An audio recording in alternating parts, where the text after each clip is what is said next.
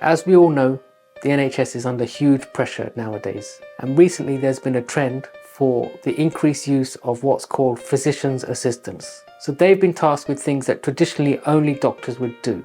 You may have seen a story in the Daily Telegraph from October where people were doing neurosurgery. Yes, operating on the brain, and they weren't neurosurgeons, they weren't even doctors. And recently the BBC reported on an incident in Walsall Hospital where a non-surgeon removed a gallbladder. This is outrageous, and I think this is something that we need to highlight and look into. So due to the workforce crisis in the NHS, we've had the increase in use of non-medical professionals to do certain tasks. There is a place for these people, but it's not doing operations and it's not doing roles that traditionally have been associated with doctors. Physician's assistants, now called physician's associates in the UK, can be a very helpful resource in helping the doctor do certain tasks that are easier done by them. Physician's assistant will have 2 years of training, which may involve some practical elements. However, doctors go through 5 to 6 years of medical school and then 10 to 15 years of postgraduate training. I myself have done that very route,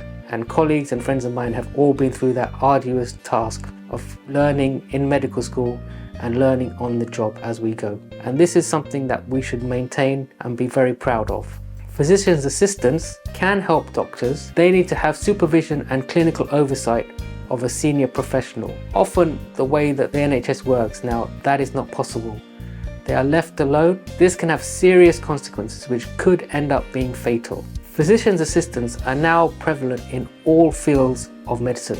I've seen them in general practice, and I know from colleagues in the hospital that they're in surgical departments, medical departments, and even anesthetics. Imagine someone who hasn't trained as an anaesthetist putting you to sleep. Would you be happy with that? I certainly wouldn't. So we have to be aware of this situation and what the implications of this could mean for us and for the health of the general population.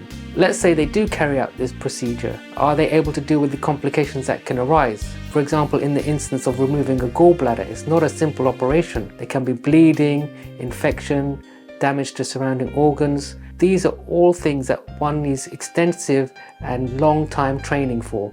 It is not a role to be given to someone who's had 2 years of training.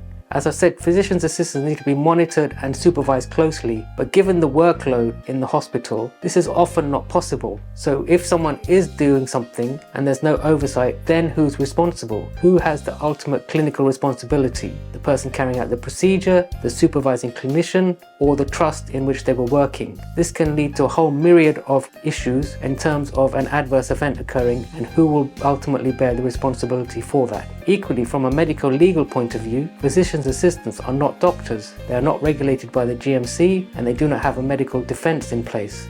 So again, this leads to a whole host of complications that are not necessarily medical, but of a legal nature, and something that we need to look into very closely. Another element that needs to be considered is, with the increase of these individuals, are we eroding the professional standards that doctors adhere to? If someone who is less qualified is carrying out this role, what does that mean for the individual who's gone through years and decades of training? What does that mean to their ability to hands-on experience? If these roles are being carried out by other professionals, that means that junior doctors in training will have less access to doing these procedures themselves, meaning that a few years down the line, there'll be less qualified consultants who will be less able to manage these type of situations. Equally, when you go into hospital for a procedure, you as the patient have the right to know who's carrying that out, and it's not always clear that the physician's assistant is not a doctor. Patients don't know who that person is, and they may assume wrongly that they are a doctor. This leads to erosion of trust in the medical profession, leaves the patient open to confusion about what is going on with their care.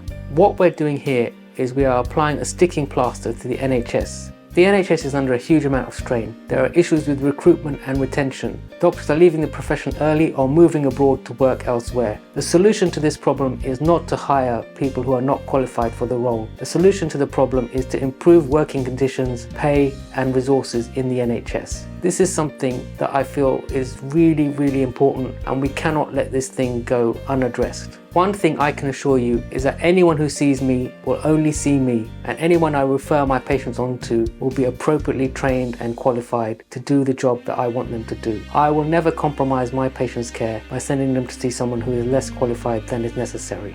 Next time you go in for a procedure, don't be afraid to ask questions about the person carrying it out and make sure you're fully satisfied before you go ahead. For more content like this, subscribe to the channel, and remember, true wealth is health.